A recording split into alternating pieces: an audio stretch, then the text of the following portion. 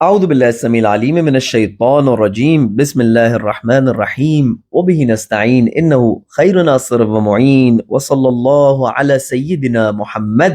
وآلہ الطیبین الطاہرین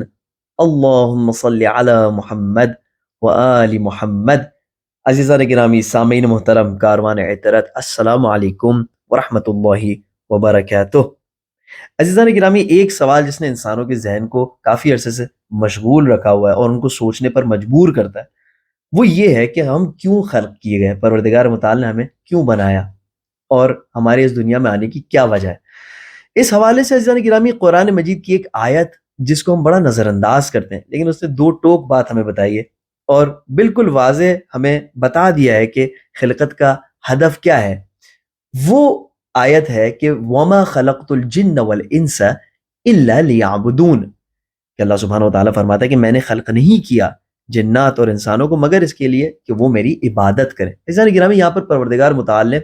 عربی کا ایک اسلوب ہے کلام کا جو انحصار کا اسلوب ہے، اسے استعمال کیا ہے۔ مثال کے طور پر آپ ایک گلاس پانی کا اپنے سامنے رکھتے ہیں اور آپ کہتے ہیں کہ یہ پانی میں نے صرف اس لیے رکھا ہے کہ میں اسے پیوں،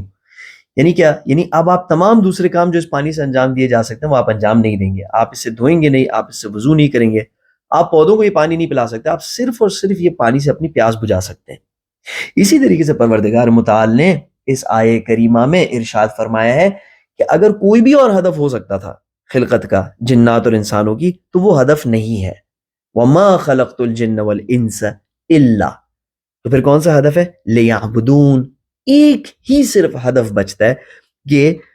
جس کے لیے انسانوں اور جنوں کو خلق کیا پروردگار متعال نے، وہ یہ ہے کہ وہ اس کی عبادت انجام دیں۔ اس کو کوئی چیلنج نہیں کر سکتا۔ اس کے علاوہ کوئی دوسری آیت قرآن مجید میں اگر ہے تو وہ بتا دیں کہ جو انسان کے ہدف کو مشخص کرتی ہو اور اتنے دو ٹوک اور واضح اور شفاف الفاظ میں انسان کے ہدف کو، خلقت کے ہدف کو اللہ سبحانہ وتعالیٰ کی زبانی ہم تک پہنچایا ہو۔ جو اختلاف پیش آ سکتا ہے وہ عبادت کے عنوان میں اختلاف پیش آ سکتا ہے، اور اگر عبادت کے موضوع پر گفتگو کی جائے تو بہت طویل گفتگو ہو جائے گی، لیکن وہاں پر ایک خلاصہ میں آپ کی خدمت میں پیش کرتا ہوں کیونکہ شاید اس گفتگو کا نچوڑ ہو، وہ یہ کہ عبادت کی پہلی شرط یہ ہے کہ انسان اپنے دل میں اپنے معبود کی یاد رکھے۔ اگر یاد نہیں ہے تو کون سی عبادت ہے؟ اگر غفلت ہی غفلت ہے، اگر ہم پروردگار متعال کو یاد ہی نہیں کرتے، اگر ہم صبح اٹھتے ہی اپنے جاب سے ریلیٹڈ چیزوں کو یاد کرتے ہیں، پھر اس کے بعد جاب پر صرف باس کی یاد ہمارے دل میں ہوتی ہے، اور پھر اس کے بعد شام کو جو سودا خریدے نا اس کی یاد ہمارے دل میں ہوتی ہے، اور پھر گھر پہنچتے ہیں تو ہمیں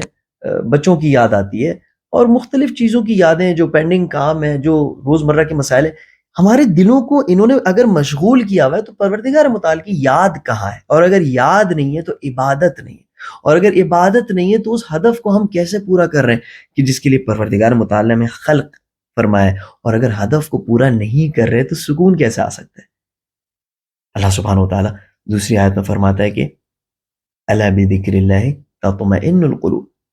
کہ جان لو کہ اللہ سبحانہ وتعالیٰ کی یاد سے دلوں کو اطمینان آتا ہے۔ وہ کس لیے؟ کیونکہ جب تک انسان اپنا ہدف نہ پورا کرے تو اس کو اطمینان کیسے آ سکتا ہے؟ اور جب ہدف ہی عبادت ہے اور عبادت کا پہلا قدم ہی یاد کرنا ہے تو اس میں کوئی شک نہیں کہ الا بذکر اللہ تطمئن القلوب۔ تو اس کا کیا علاج ہے عزیزان گرامی؟ کوئی علاج ہے یا اللہ سبحانہ وتعالیٰ نے ہمیں ایسے ہی چھوڑ دیا ہے کہ اگر ہم نے یہ کام کو انجام دیا تو جنت میں جائیں گے اور نہیں دیا تو جہنم روانہ ہو جائیں گے؟ عزیزان گرامی، وہ رب جو 70 ماؤں سے زیادہ مہربان ہے، اس سے توقع نہیں کی جا سکتی کہ جس پر وہ مہربان ہے اسے وہ ایسے ہی چھوڑ دے اور اتنے مشکل کام میں اس کی مدد نہ کرے۔ عزیزان گرامی، ماہ رجب و شعبان و رمضان پروردگار متعال نے ہمارے جیسے فراری بندوں کے لیے رکھا ہے کہ جنہیں سارا سال اپنے رب کی یاد نہیں آتی، پھر بھی وہ رب کریم ہے جس نے خاص راستے ان مہینوں میں ہمارے لیے بنائے، خاص دروازے ہم پر ان مہینوں میں کھولے اور خاص اپنی یاد کو ہمارے دل میں جگایا۔ اور یہ وہ رب ہے کہ جس نے اہل بیت علیہم السلام کو ہماری ہدایت کے لیے بھیجا، کہ جنہوں نے کتنی قربانیاں ہمارے لیے دی ہیں، کتنی قربانیوں کے بعد ایک ائمہ علیہم السلام سے لفظ ہم تک پہنچتا ہے، آپ کو اندازہ نہیں ہے اس بات کا۔ اب اس سے زیادہ کیا آسان ہو سکتا ہے کہ اگر اہل بیت علیہم السلام نے ہمیں ایک مناجات اور ایک تحفہ ہدیے کی صورت میں پیش کیا تو ہم اتنی زحمت کر لیں کہ اس دعا اور مناجات کو کھولیں، اپنے سامنے رکھیں اور اس کو پڑھیں اور اس میں غور و فکر کریں، اور یقین مانیں عزیزان گرامی یہ پہلا قدم ہے، اور اس کے بعد آخری قدم تک آپ کو پتہ بھی نہیں چلے گا کہ کیسے کمالات کی منزل طے ہوں گی اور کس طرح ہم آسانی سے اس حق کو ادا کریں گے کہ جس کے لیے پروردگار متعال نے ہمیں خلق فرمایا ہے۔ اب عزیزان گرامی جب ہم ہدف کی سمت آگے بڑھنے لگیں گے تو ہم بہت ساری ایسی چیزوں کو جو محض سکون کی تلاش میں انجام دیتے ہیں ان کو چھوڑ دیں گے۔ عزیزان گرامی یہ وہ چیزیں جو ہمارے وقت کو برباد کرتی ہیں، جو موویز ہم دیکھتے ہیں، جو سیریز ہم دیکھتے ہیں، جو سوشل میڈیا پہ ہمارا ٹائم ویسٹ ہو رہا ہوتا ہے، میوزک جو ہم سنتے ہیں، گیمز جو ہم کھیلتے ہیں، ایک سیکنڈ صدق دل سے آپ سوچیں، واقعی طور پر آنیسٹلی سوچیں کہ کیا حاصل ہوتا ہے اس سے؟ نہ پیسے حاصل ہوتے ہیں، نہ ہمیں کوئی واقعاً زندگی میں کوئی علم حاصل ہوتا ہے، کوئی پروگرس ہماری زندگی میں آتی ہے، نہ دینی لحاظ سے نہ دنیاوی لحاظ سے، اور صرف یہ وقت کو ضائع کرتی ہیں۔ میں یہ نہیں کہہ رہا کہ آپ سب چھوڑ دیں یا نہ چھوڑیں، میں آپ سے یہ عرض کر رہا ہوں کہ اگر ہم نے زندگی کے مقصد کو پا لیا اور اس مقصد کو جو ہمارے فطرت میں شامل ہے انجام دیا تو ان میں سے بہت ساری چیزوں سے ہمیں چھٹکارا حاصل ہوگا، اور اس کے بعد لسٹ شروع ہوتی ہے ان خطرناک چیزوں کی جیسے ڈرنکنگ ہے، ڈرگز کی جو عادت ہے، اور دوسرے مختلف گناہوں کی جس کی ایڈکشن انسان کو ہو جاتی ہے۔ عزیزان گرامی یہ سب کے سب اسی وجہ سے کہ انسان سکون حاصل نہیں کر پا رہا، اور سکون اس لیے نہیں مل رہا کیونکہ اس نے مقصد گوا دیا ہے۔ ایک شخص تھا جو امام علیہ السلام کو جانتا تھا لیکن اس نے گناہ انجام دیا تھا، اور گناہ کے آثار اس کے چہرے پر ظاہر تھے۔ اس نے شراب پی ہوئی تھی اور پتہ چل رہا تھا کہ اس نے یہ کام کیا ہوا ہے۔ اب وہ ایک گلی سے گزر رہا تھا، سامنے سے ایک دم سے اس کو ایسا احساس ہوا کہ امام علیہ السلام تشریف لا رہے ہیں، تو اس نے سوچا کہ میں اپنا منہ موڑ لیتا ہوں، دیوار کی طرف رخ کر کے کھڑا ہو جاتا ہوں جب تک امام گزر جائیں تاکہ مجھے شرمندگی محسوس نہ ہو امام علیہ السلام کو اس حالت میں دیکھنے کی، اور انہیں نہ پتہ چلے کہ میں نے کیا کام انجام دیا۔ اب اس نے منہ دیوار کی طرف کیا اور کھڑا ہو گیا۔ کچھ دیر بعد اسے ایسا محسوس ہوا کہ جیسے کاندھے پر اس کے کسی نے ہاتھ رکھا۔ جیسے ہی کاندھے پر اس نے ہاتھ محسوس کیا اس کی سانس رک گئی۔ پلٹ کر دیکھا تو امام علیہ السلام اسے دیکھ رہے تھے۔ اب دیکھیں امام علیہ السلام نے کیا فرمایا، فرمایا کہ دیکھو جو بھی کرو، کچھ بھی کر لو، جس سے بھی منہ موڑ لو، ہم سے اپنا منہ نہیں موڑنا۔ اگر تم نے ہم سے اپنا منہ موڑ لیا پھر تمہارے لیے کوئی نجات کا راستہ باقی نہیں رہے گا۔ یہ نہیں فرمایا کہ یہ کرتے رہو کوئی حرج نہیں ہے اور ہمارے در پر بھی آتے رہو، نہیں عزیزان گرامی، جس طریقے سے ایک بیمار بیماری کے وقت اپنے ڈاکٹر سے اگر فرار اختیار کرے تو یہ بدترین کام ہوگا جو وہ انجام دے رہا ہوگا، اسی طرح سے ایک گنہگار، ایک پروردگار متعال سے غافل اگر اہل بیت علیہ السلام کے دروازے پر طلب نہ کرے، اس بات کو اپنے معالجے کو طلب نہ کرے تو اس نے بدترین کام انجام دیا ہوگا۔ عزیزان گرامی ہمارا یہی مقصد ہے، ہمارا مقصد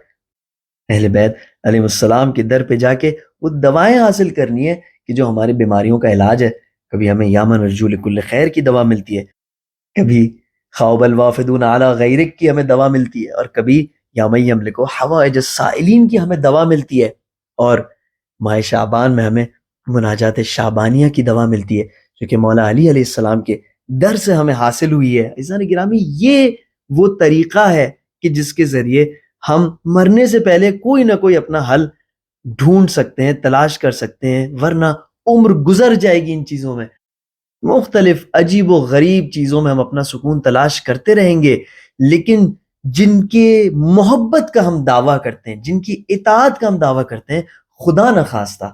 نعوذ باللہ ان کے کلام سے ہم غافل رہ جائیں گے۔ عزیزان گرامی اس فرصت کو اپنے ہاتھ سے نہ جانے دیں، اسی لیے پہلا جملہ گویا مناجات شعبانیہ کا یہ ہے کہ اللہم صلی علی محمد و آل محمد، اے پروردگار محمد و آل محمد پر درود نازل فرما۔ وہ محمد و آل محمد جنہوں نے ہمیں احساس دلانے کے لیے کتنی قربانیاں دی، جنہوں نے ہمیں تیری سمت ہدایت کرنے کے لیے کتنی قربانیاں دی، یا اللہ تو ان پر درود نازل فرما۔ عزیزان گرامی صلوات بر محمد و آل محمد ایک عجیب ذکر ہے، آپ کو میں اگر بتاؤں تو آپ کو تعجب ہوگا، ہماری آنکھیں کھل جاتی ہیں جب ہم اس آیت کریمہ پر غور کرتے ہیں جس میں اللہ سبحانہ و تعالیٰ فرماتا ہے کہ ان اللہ وملائکتہ یصلون علی النبی، اللہ اکبر،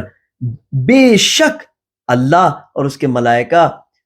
نبی پر درود السلام بھیج رہے ہیں۔ یا ایھا الذین آمنوا صلوا علیہ وسلموا تسلیما، اے ایمان والوں تم بھی اس کام کو انجام دو.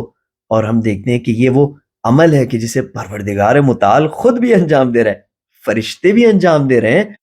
اور اس صف میں ہم بھی کھڑے ہوئے ہیں اور ہم بھی کہہ رہے ہیں اللہم صلی علی محمد و آل محمد. عزیزان گرامی, صلوات کا حق ادا کریں. جب بھی درود پڑھیں تو اس کے معنی پر توجہ کریں, اور جب ہماری طرف سے درود پڑھا جاتا ہے تو اس کا مطلب یہ ہوتا ہے کہ ہم اہل بیت علیہ السلام کے تمام فضائل کو یاد کر رہے ہوتے ہیں, اہل بیت علیہ السلام کے نام کو زندہ رکھ رہے ہوتے ہیں, یعنی ہم جس کے احسان مند ہیں اس کو یاد کر رہے ہوتے ہیں اور اس کے ذریعے پروردگار متعال کا تقرب حاصل کر رہے ہوتے ہیں. اور جب پروردگار متعال کی جانب سے درود کا عمل انجام پاتا ہے تو اس کا مطلب یہ ہوتا ہے کہ پروردگار متعال اپنی خاص رحمتیں شامل حال کرتا ہے محمد و آل محمد کے. جی عزیزان گرامی, محمد و آل محمد, کوئی صلوات بغیر اس کے کہ ہم آل محمد پر صلوات بھیجے کامل نہیں ہوتی. حدیثوں میں کہا گیا کہ دم بریدہ صلوات مت پڑھو. جب پوچھا گیا کہ دم بریدہ صلوات کون سی ہوتی ہے, آدھی صلوات, ادھوری صلوات کون سی ہوتی ہے, تو فرمایا کہ وہ صلوات جس میں آل محمد شامل نہ ہو, یعنی کوئی کہے کہ صلی اللہ علیہ وسلم یا کہے کہ اللہم صلی علی محمد اور خاموش ہو جائے, یہ دم بریدہ صلوات ہے. عزیزان گرامی, یہ ایک متفقہ بات ہے, اس پر کسی کو اعتراض نہیں ہے. آپ پرانے ٹیکسٹ چیک کریں, اس وقت بھی قرآن مجید کے کچھ ترجمے آپ چیک کریں, جب حضور اکرم صلی اللہ علیہ وآلہ وسلم کا نام وہاں پر آتا ہے تو اس کے بعد لکھا ہوا ہوتا ہے بریکٹ میں صلی اللہ علیہ وآلہ وسلم. جو احادیث کی کتاب میں اس میں لکھا ہوتا ہے صلی اللہ علیہ وآلہ وسلم, اس کو چیک کریں. یا اگر پھر بھی اطمینان نہیں آتا تو وہ کون سی صلوات ہے کہ جس کے بغیر نماز قبول نہیں ہو سکتی, یہ تو اس کے اوپر سب کا اتفاق ہے نا, اس میں تو کوئی شک ہی نہیں ہے. تو ہم کیوں ایک ایسی چیز میں جس کی وجہ سے ہمیں اتنی بڑی بڑی نعمتیں ملنے والی ہے تو احتیاط سے کام نہ لیں, ہم کیوں احتیاط کی صورت میں, دیکھیں حضور اکرم صلی اللہ علیہ وآلہ وسلم کو قیامت کے دن منہ دکھانے کا معاملہ ہے, کوئی ٹسل اور ضد کا معاملہ تھوڑی ہے. اگر ہم ٹسل اور ضد میں کچھ کہہ بھی دیتے ہیں لیکن خلاف احتیاط ہے کہ ہم آل محمد کو اپنے درود و سلام میں شامل نہ کریں. دیکھیں حضور اکرم صلی اللہ علیہ وآلہ وسلم کو قیامت کے دن منہ دکھانا ہے, اور وہاں پہ ہم سے اگر سوال ہو جائے کہ جو تم نماز میں صلوات پڑھتے تھے تو تم نے اپنے عام طور کی صلوات میں سے آل محمد کو کیوں چھوڑ دیا, جس جملے کے بغیر تمہاری نماز کامل نہیں ہو سکتی تھی تو اس جملے کو تم نے نماز کے علاوہ درود میں کیوں ذکر نہیں کیا. عزیزان گرامی, یہ احتیاط کا راستہ ہے. اپنے بھائیوں اور بہنوں کو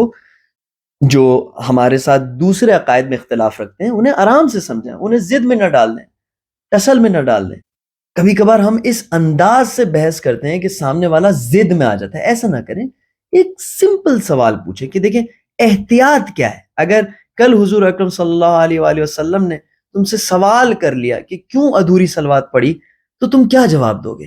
اگر تم نے اہل بیت کا نام ذکر کر دیا تو اس میں تو کوئی مسئلہ نہیں ہے, کوئی تم سے یہ نہیں کہنے والا قیامت کے دن کہ کیوں اہل بیت کا نام تم نے ذکر کیا. لیکن اگر تم نے ذکر نہ کیا اور اگر تمہارے سے قیامت میں سوال ہوا تو بس اس وقت کوئی جواب نہیں ہوگا. اسی لیے احتیاط یہ ہے کہ جب بھی صلوات پڑھو تو صلی اللہ علیہ وآلہ وسلم یا اللہم صلی علی محمد و آل محمد کی صورت میں پڑھو تاکہ اہل بیت علیہ السلام بھی اس میں شامل ہوں. عزیزان گرامی, یہ پہلا جملہ تھا اس خوبصورت مناجات کا. کچھ تمہیدی گفتگو آپ کی خدمت میں پیش کی جسے ہم نے ضروری سمجھا, کچھ درود کے حوالے سے آپ کی خدمت میں عرائض پیش کیے. انشاءاللہ اگر توفیق ملی تو اس گفتگو کو, اس مطالعے کو کنٹینیو کریں گے. تب تک کے لیے اپنا خیال رکھیے گا, مجھے اپنی دعاؤں میں یاد رکھیے گا. سبحان ربک رب العزت عما یصفون وسلام علی المرسلین والحمد للہ رب العالمین, والسلام علیکم ورحمۃ اللہ وبرکاتہ.